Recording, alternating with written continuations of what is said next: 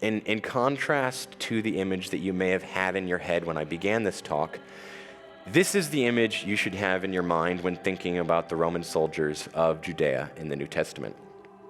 So surprisingly, we can actually give a fairly confident description of the soldiers who would have been present at the cross.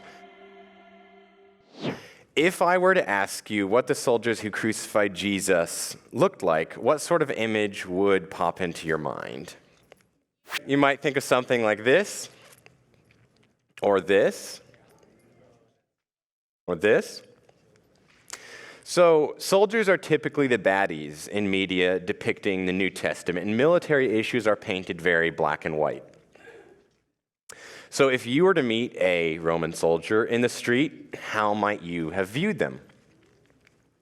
Now perhaps you might think of them as invaders, or as haughty Italians, maybe greedy thugs, or perhaps racist foreigners who wanted to stamp out the Jews and Jewish culture. And this is pretty generally the background that we're given, the context we've been given for the New Testament, and it's all established historical fact. Or is it? Well, what if I told you that to some degree or another, every single one of these sort of ideas that we have about the Roman army in the first century in Judea is wrong? Which raises the question, well, what's the true story? Well, to discover that, we're going to have to leave behind our preconceptions, and let's go on a journey of discovery and see if we can uncover the true identity of the soldiers that crucified Christ. So the first thing is to realize that there is no Roman army as a single thing. So we tend to think of the modern American military as this big monolithic war machine. But that really would have been a foreign concept to the ancients. They didn't really use words to describe the army in that way. They would speak of armies plural. So you would have the army of Syria, or the army of Egypt, or the army of Judea even. Different armies were stationed in different provinces of the Roman Empire. Each little red dot is where a legion was stationed in 80 AD.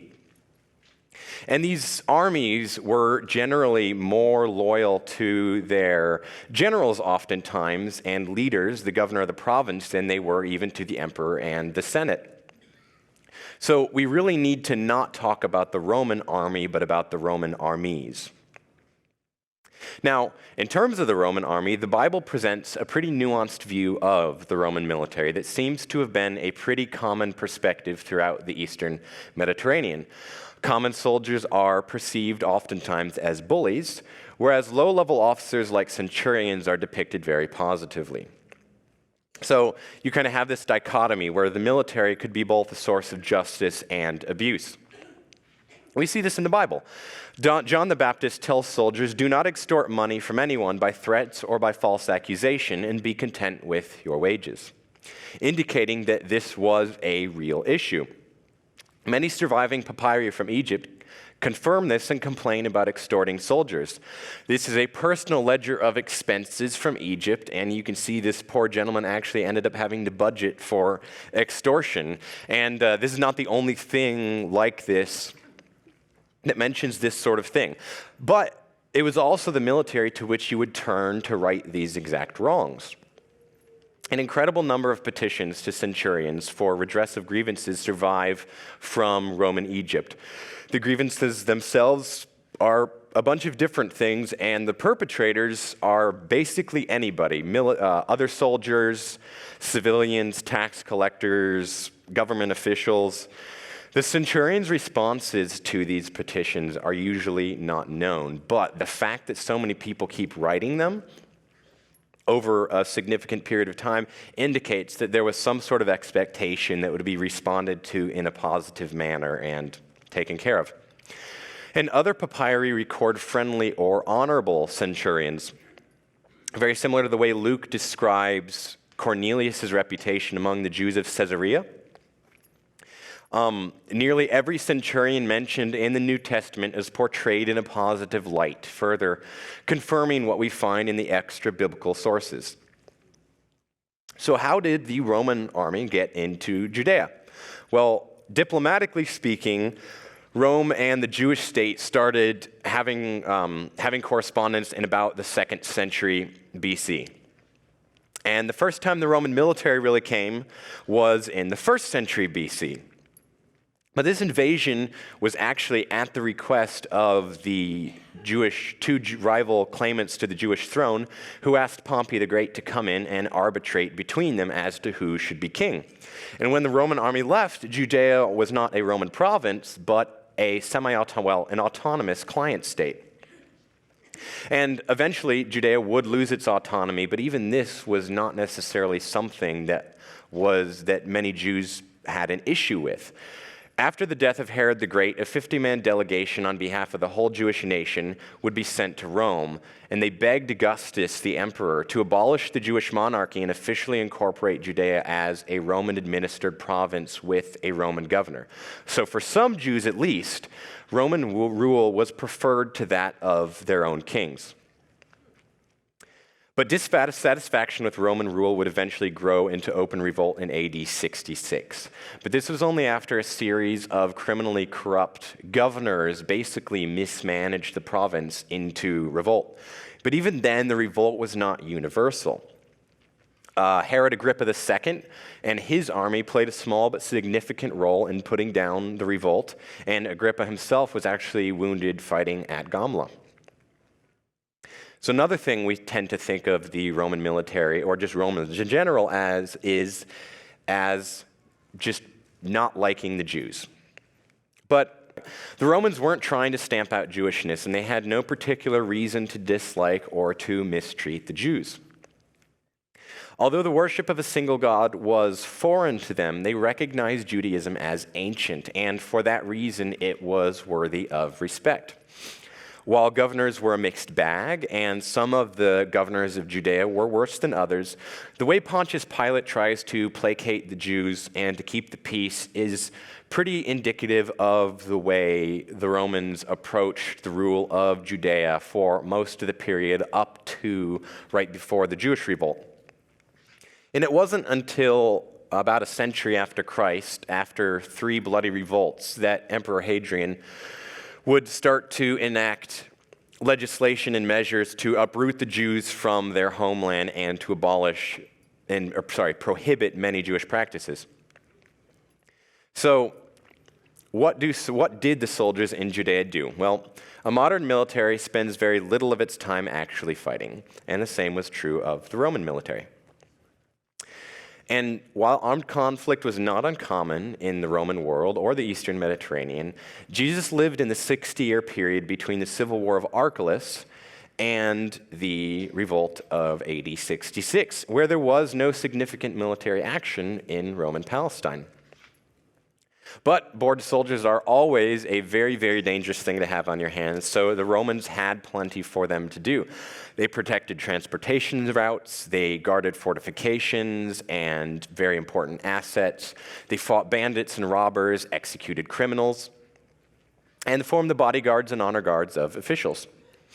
Also remember the great importance the Romans placed on logistics and military engineering. A key component of all Roman armies was their supply chain and engineer corps. Soldiers were also a valuable source of manual labor, and the army built infrastructure, roads, fortresses, aqueducts, monuments, and basically anything else. This is the aqueduct at Caesarea, but the aqueduct running to Jerusalem actually has various dedicatory plaques to whatever centurion and his soldiers happened to build that section of the aqueduct. Policing was also a big part of what soldiers did. They didn't have a civilian police force like we did. They didn't really think about it like that. So much of what the police does today were duties that the soldiers took on, and that was a big part of what they did. Another thing we're used to seeing is Roman legions. It was Roman legionaries stationed in Judea. Well, during the period between the death of Herod and the First Jewish-Roman War in AD 66, the nearest legions were stationed in the north of Judea in Syria. And there were only really a handful of moments when legionaries entered Judea in any significant numbers. Judea was a minor buffer province, and frankly speaking, it wasn't really worth at that time stationing legions in. It also had a low-ranking prefect of equestrian rank, whereas legions were only stationed in provinces with a person of senatorial rank as governor, with the exception of Egypt, but that was a very complicated political reason why. So up till now, I've kind of been addressing things that the soldiers in Judea were not. Well, what were they? Well, thanks to Josephus and surviving papyri and inscriptions and things like that, we actually know a surprising amount about who these soldiers were and where they were from. In terms of size, the garrison of Judea was pretty small, no more than about 4,000 men, and composed entirely of locally recruited auxiliary soldiers. Now, the difference between auxiliaries and legionaries is legionaries were Roman citizens. If you wanted to join the legions, you had to show that you were a Roman citizen, whereas auxiliaries were recruited from among the non-citizen.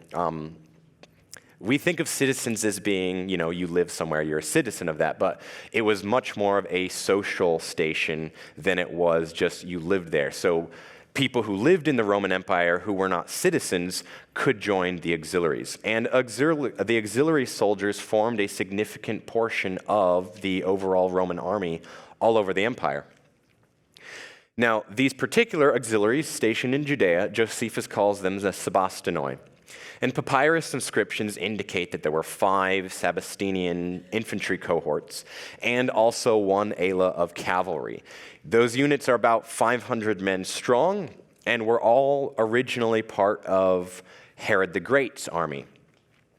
And when Rome finally made Judea a Roman-administered province, these Sebastenian soldiers were just incorporated into the Roman auxiliary system and placed under the command of Judea's governor. They were recruited entirely from within the province, mostly from the city of Sebaste and the city of Caesarea Maritima on the coast. And until the end of the First Jewish-Roman War, they didn't serve outside of the province. Which kind of raises the question, they're recruited locally. Well, did Jews serve in the Roman army? Well, until the reign of Augustus, Jews were exempt from conscription, but this doesn't mean that Jews were reluctant to serve in the military. History tells us of quite a number of Jewish military leaders. In the 2nd century BC, 2 of Cleopatra III's top generals were Chelcias and Ananias, sons of the Jewish high priest Onias of Heliopolis. If you ever want to see some interesting things, there was actually a Jewish temple built in Egypt, in Elephantine. Really super crazy stuff, but that's where Onias of Heliopolis was one of the priests there in Egypt. During the Jewish-Roman War, Tiberius Julius Alexander was Titus's second in command. And he was from one of the most prestigious families in Alexandria, Egypt, and he was the nephew of the great Jewish philosopher Philo of Alexandria.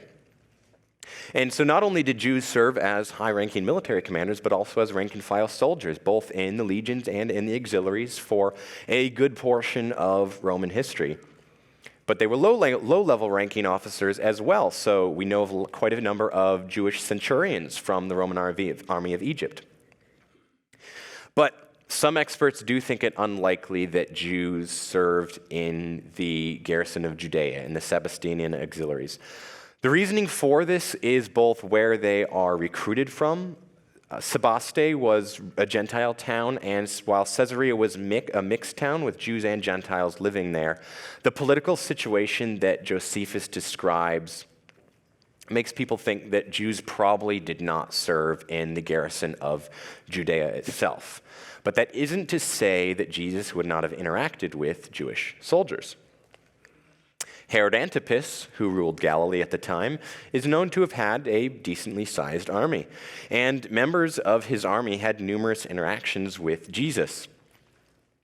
Herod Antipas ruled Capernaum. Capernaum was in Galilee, and so the centurion whose servant Jesus heals would not have been a Roman soldier. He would have been a royal soldier in Herod Antipas's army. And the word that The word that is used is the Greek word hekatontarkos, which I probably have butchered because I'm not trained in Greek. But that word is usually translated centurion when we know the context is the Roman military. But since we know the context is a royal Hellenistic and Jewish army, it should not be translated centurion, although the rank was probably fairly similar.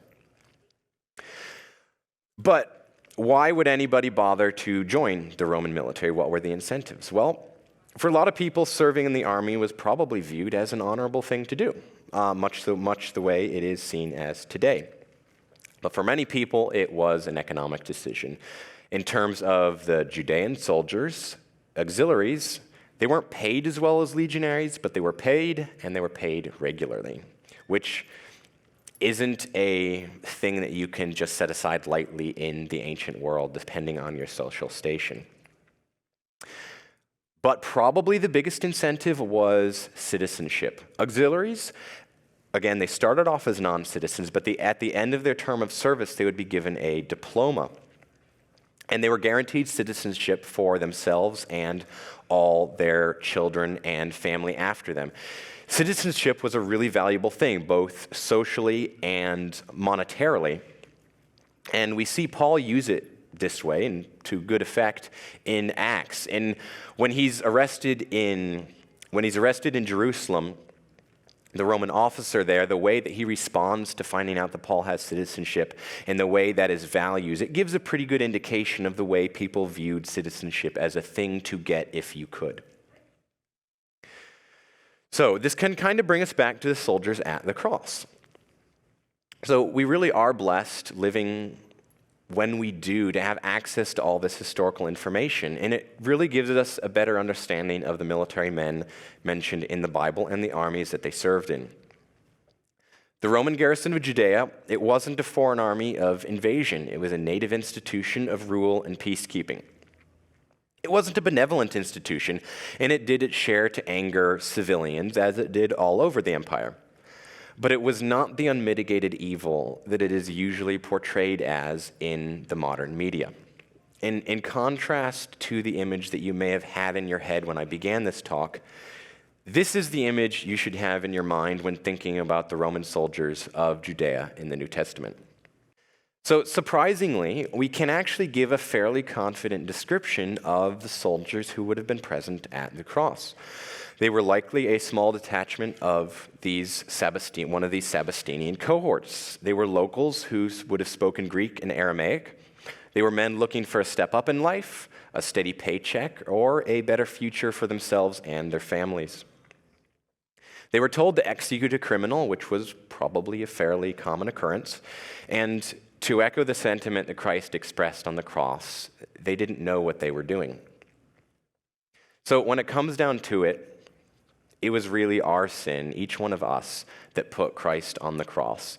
And just like us, the people who physically nailed him there were not cartoonishly evil villains, and nor should they be thought of as such. They were normal people like you and I, and they were sinners in need of redemption. So when we look closely at the Gospel's portrayal of soldiers, we find that it parallels accounts in other historical sources. Taken together, they give us a nuanced view of the military situation in first century Palestine. Few things in life are ever simple, and we should always beware of simplistic answers to historical questions. And to me, at least, this nuanced understanding of this topic is far more compelling and applicable than the shallow misrepresentation that we are normally shown. But a very reasonable question you might be asking yourselves right now is, what difference does it make? So what if the media and popular histories get this wrong? What does it matter? Well, in response, firstly, I would say that while historical context is important, it isn't always available. And for nearly 2 millennia, much of what I've been talking about today was unknown. And it never affected the gospel. People still understood the story of Cornelius or the healing of the centurion's servant just as they were meant to be understood. But we are being given context today through TV shows, films, sermons, commentaries, and in so many cases, particularly in historical matters, this context is incorrect and it's wrong. And without historical background, you just have the plain meaning of Scripture. But if we start to give the New Testament this backdrop of falsehoods and misrepresentation, you can begin to read into the Bible ideas and themes that its inspired authors never meant it to say. And media, with the emotions inherent to storytelling, only compounds this problem. So historical context is not essential, but it is important. And if you're going to add context to the Bible, it needs to be the truth. And secondly, there's the issue of credibility. The Bible is true. But if we as Christians misrepresent historical truth so blatantly when we talk about or tell stories about the Bible, we do it a disservice. And we as Christians should be zealous about the historical background of the New Testament because it's our history, it's our theological heritage, and it's the Word of God. And finally, I think it's important to get facts straight when talking about the history behind the New Testament, simply because it's the truth. And as always, a true story is a better story.